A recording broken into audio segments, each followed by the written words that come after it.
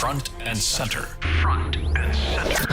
A focus on important and significant developments affecting the lives of Filipinos, not only in the Philippines, but also those living and working around the world. Join us in Front and Center. Front and Center. Here on Radyo Pilipinas World Service.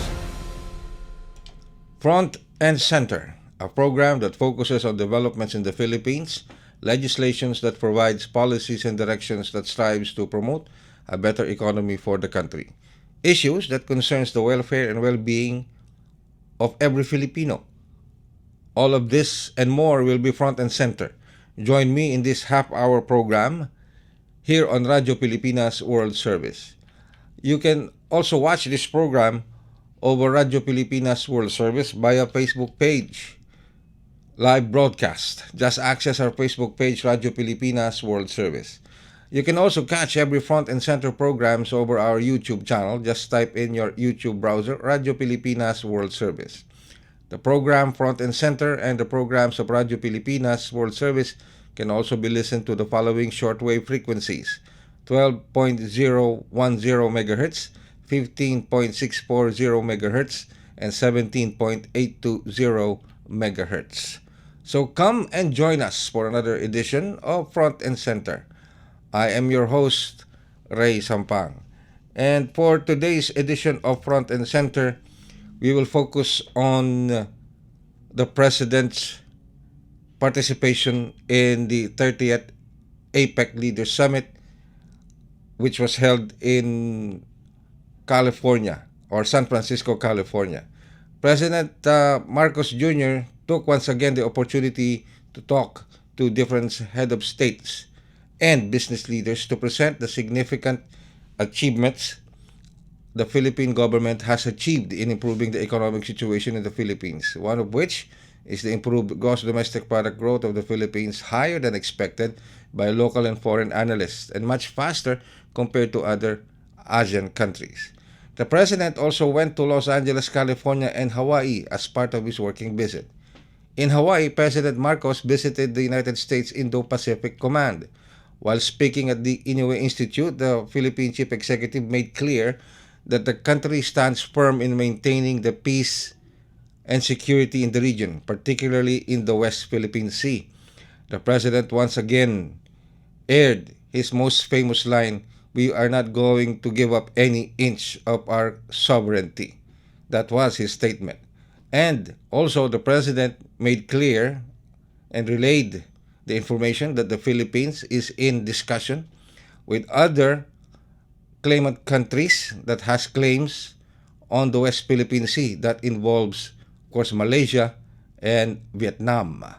And eventually, after the President's speech in the Indo-Pacific Command, a joint military U.S. patrol with the Armed Force of the Philippines was conducted in the West Philippine Sea, which started in the area of northern Philippines and ended up in the West Philippine Sea itself. Actually, on November 24, the joint military patrol in the West Philippine Sea with the United States ended. And that made China come out with its statement and said that it will not stop its operations and military activities in the West Philippine Sea despite the efforts of the Philippines and the United States in conducting these joint sea patrols. And to have, again, for a wider perception, a detailed insight on this issue, we have once again in our line of communication here on Front and Center, Professor Rene De Castro, or we fondly call him Rene. Good morning, good day, Rene, and welcome again to the program Front and Center. Thank you very much for bringing me back to your program. It's a great pleasure and honor on my part to be part of this program. Thank you, Rene. And of course, my first question for today, what is your reaction on the recently concluded military joint patrol, meaning the armed forces of the Philippines and the United States jointly patrolling the West Philippine Sea. Well, it's in a way showing to the world and to other countries, and of course to our people, that the mutual defense treaty is always in effect.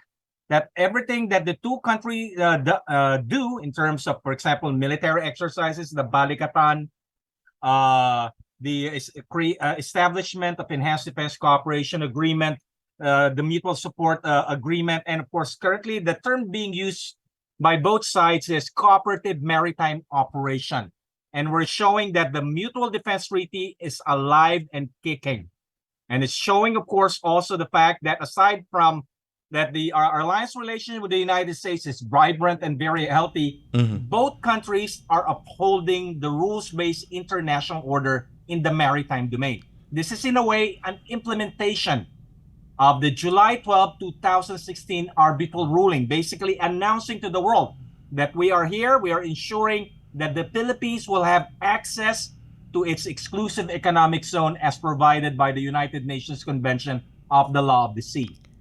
Does China have any concerns, or will China raise this joint patrols? Do you see them raising this concern, this joint patrols between the armed forces of the Philippines and the U.S.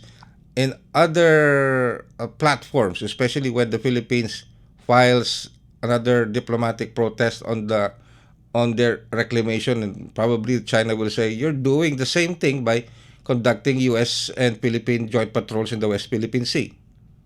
Well, the Chinese foreign ministry already came out with a statement, a warning, saying that the action of the Philippines and the United States should not harm China's maritime interests and maritime entitlement. And an interesting comment made by the Chinese is that the Philippines is allowing a foreign power to steer, of course, tension and disorder and, instability in the South China Sea. My comment there is, look who's talking.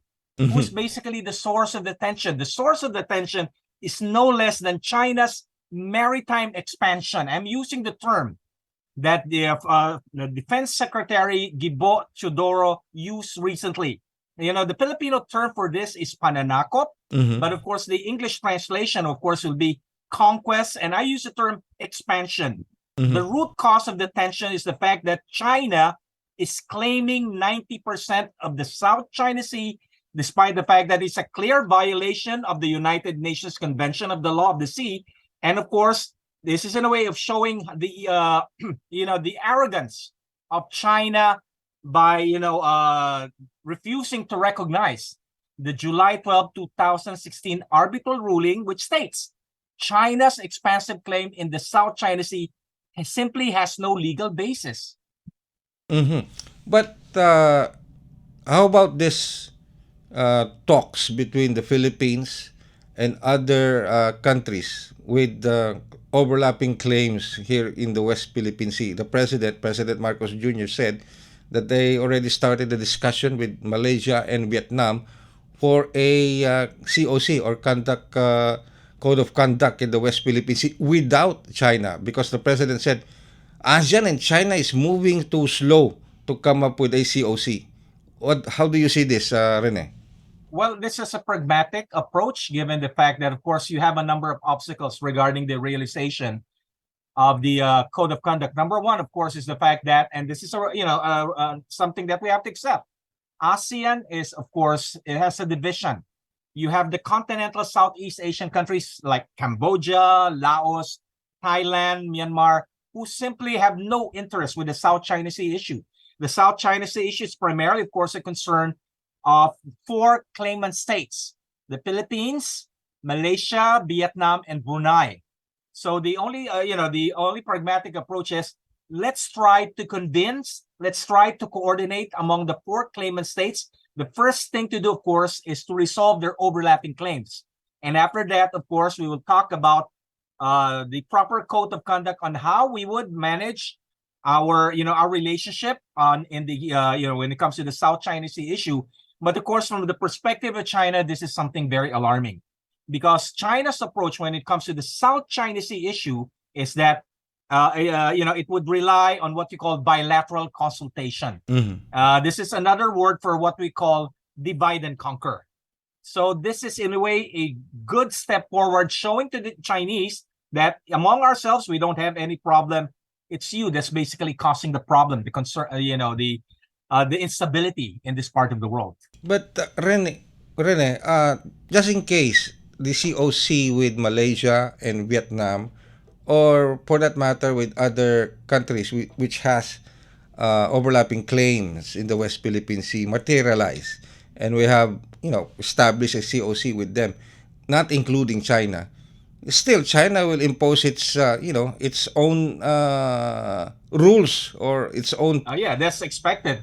China is powerful. Mhm. China is determined, and this is something that would last for a generation. But at least we have made the first approach that among the claimant states we have resolved our overlapping claims. We're willing to cooperate with one another, and of course, this is in a way telling China that you're potentially faced by a coalition of the willing in maritime Southeast Asia. But we still have this issue with Malaysia concerning Sabah. Yeah, that is something that we have to resolve with Malaysia. So this is something that I still remember during the second ASEAN summit in Kuala Lumpur. Now, this was way back, 1977, when the late President Ferdinand Marcos Sr. attended that summit and made the promise there that he would resolve the Sabah dispute under his term.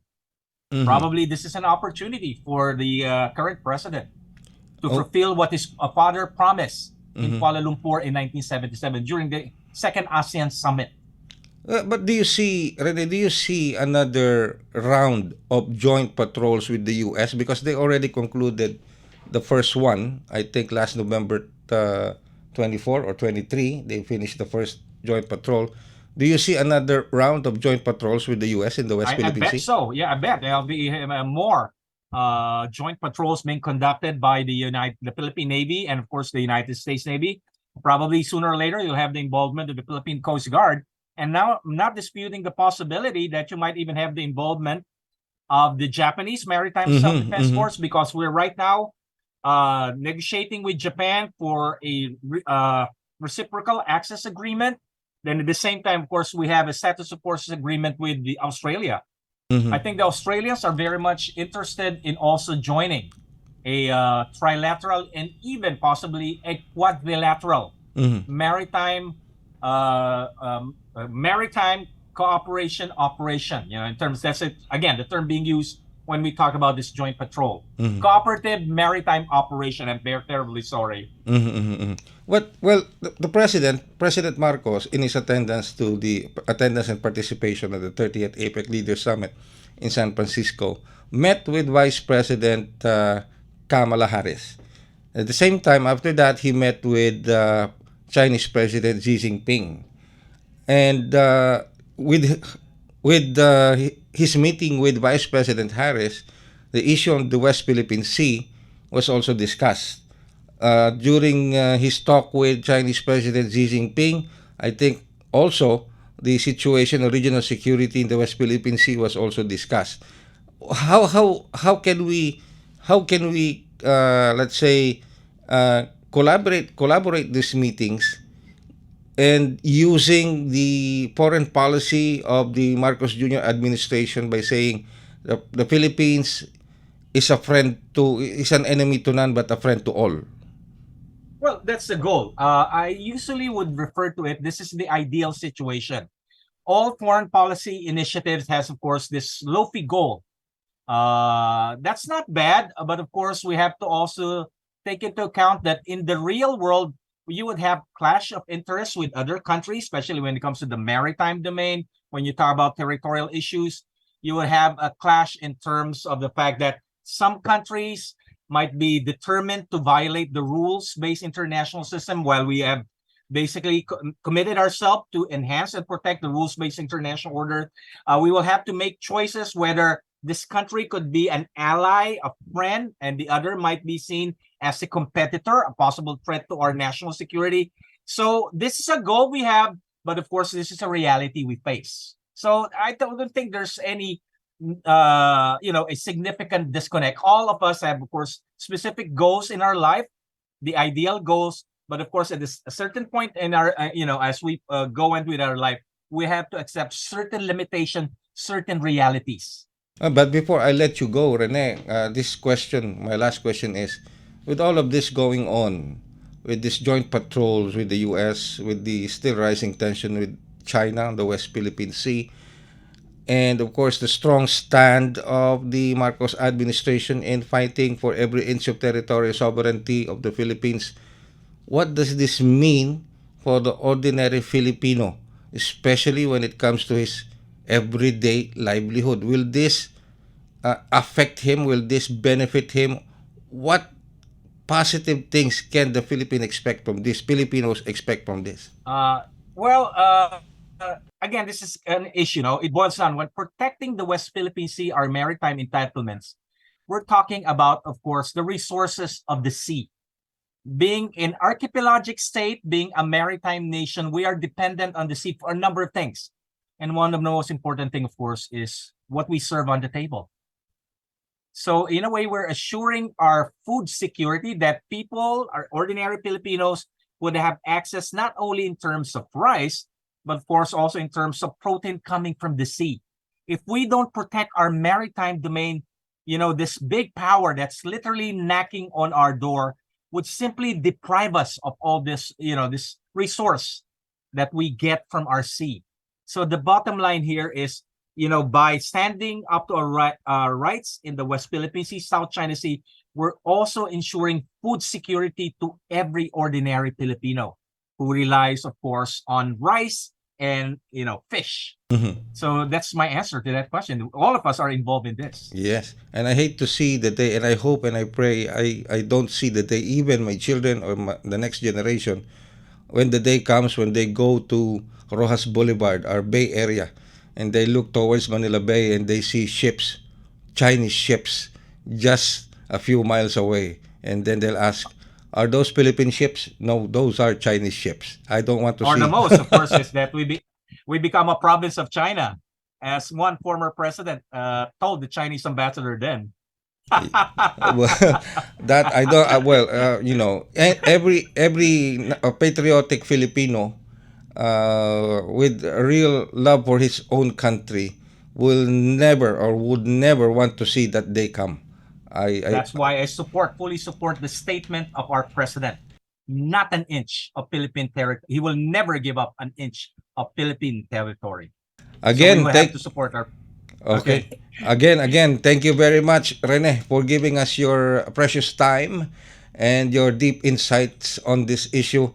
Once again, thank you very much, and please don't give up on us every time we call you and ask you for your professional insights on this matter. I will be at your beck and call, Ray. Have a great afternoon. Thank you very much. Our foreign expert analyst, no one else, of course, Professor Rene De Castro. We'll be back after another edition of Pinoy Kultura. Time to celebrate kulturang Pinoy. Tradisyon, musika, sining, literatura at iba pa. Anything and everything fun and Filipino. Ito ang Pinoy Kultura.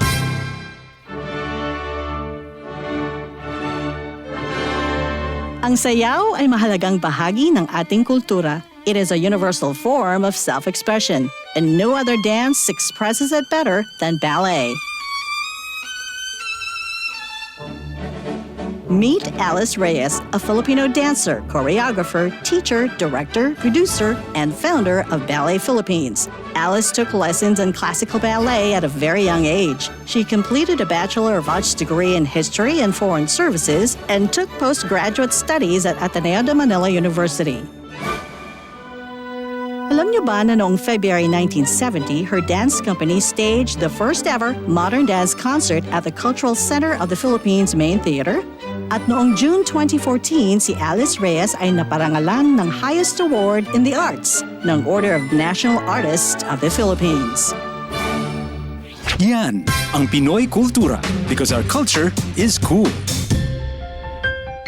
To know more about their life, work, and Serving the Republic of the Philippines for more than 75 years. Ito po ang Presidential Broadcast Service. You're still listening to Front and Center here on Radyo Pilipinas World Service, and I'm still your host, Rey Sampang. Well, you just heard a few moments ago our foreign international analyst, foreign studies international analyst, Professor Rene De Castro. Our discussion was based, of course, on the President or Philippine President Ferdinand Marcos Jr.'s attendance, participation in the 30th APEC Leaders Summit in San Francisco, California, but particularly focusing on President Marcos' stand on the protection of the sovereignty of the Philippines, especially when it comes to the regional peace and security of the region, especially in the West Philippine Sea, which by now you all know that the West Philippine Sea has a rising tension, or the Philippines is involved in this dispute with China in regards to the West Philippine Sea. And a few days ago, like I said, the Philippines and the United States Armed Forces conducted a joint Navy patrol in the West Philippine Sea. That comes at the heels of President Marcos Jr.'s visit in Hawaii, particularly in the United States Indo-Pacific Command. And the naval patrol between the Philippine Navy and the U.S. forces started from northern Philippines in the area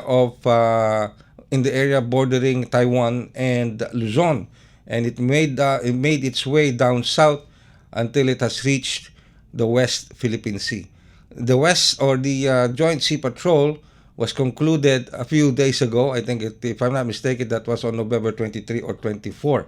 And like I said during our discussion with Rene De Castro, we hope that the U.S. and the Philippines will continue to conduct joint sea patrols in the West Philippine Sea to show China that the Philippines is not alone in its crusade, in its endeavor, in upholding the rule of law, the international law, the decision of the arbitral ruling in favor of the Philippines when it comes to the West Philippine Sea. And the Philippines is also in a discussion with other Asian countries that has also claims in the West Philippine Sea. That includes Malaysia, Vietnam. Brunei also has a overlapping claim over the West Philippine Sea. So, but the Philippines started with Malaysia and Vietnam, and we're monitoring these events on the developments of this discussion with Malaysia and Vietnam for a COC or Code of Conduct in the West Philippine Sea without China. The President made that move in talks with Malaysia and Vietnam because he said that he finds the discussion or formulation of the COC or conduct COC in the West Philippine Sea with China together with ASEAN is moving too slow. It's too slow. The President has assessed that the talks of between ASEAN and China for the COC in the West Philippine Sea is moving too slow. I think it has consumed around 10 years already for the drafting alone of the COC between ASEAN and China. So that's why the Philippine President Ferdinand Marcos, took the initiative to talk with other claimant countries without China, with this time with Malaysia and Vietnam, hoping that the formulation or drafting of the COC with those two countries, with also overlapping claims in the West Philippine Sea, will move even faster compared to the ASEAN-China COC. And we are all hoping that the formulation of the COC between the Philippines, Malaysia, and Vietnam will go as planned and will be realized as soon as possible. But like again, what we have been discussing with Rene De Castro, the issue of setting aside China in drafting a COC with other claimant countries such as Vietnam and Malaysia. Without China, China will only bully us once again, use their strength, use their naval assets, because they will always say we are not part of that agreement and that we will do whatever we want in the said region. Okay? So that's why the Philippines is trying its best to talk to its allies, to coordinate with its allies, including the United States, including other countries such as Japan, Australia, South Korea, and hopefully with Malaysia and Vietnam and with other countries with overlapping claims, with countries such as, like they say, and I quote, like-minded countries, to uphold the rule of law, the international law, to keep the peace and security in the region. And with that, we bring to a close another edition of Front and Center. I am your host, Rey Sampang, but don't forget to listen to us and watch us in our YouTube channel. Just access our YouTube channel in your YouTube browser, Radyo Pilipinas World Service. And of course, you can also listen to us in our Facebook broadcast. Just access our Facebook page, Radyo Pilipinas World Service. And of course, our shortwave frequencies. You can also listen to us in our shortwave frequencies. Of course, our shortwave frequencies are 12.010 megahertz, 15.640 megahertz, and 17.820 megahertz. Again, thank you for listening and watching this radio program, Front and Center. I'm your host. Again, thank you, Rey Sampang, and mabuhay from the Philippines. You have just heard and watched Front and Center. Front and Center. Join us again for another edition here on Radyo Pilipinas World Service. Front and Center.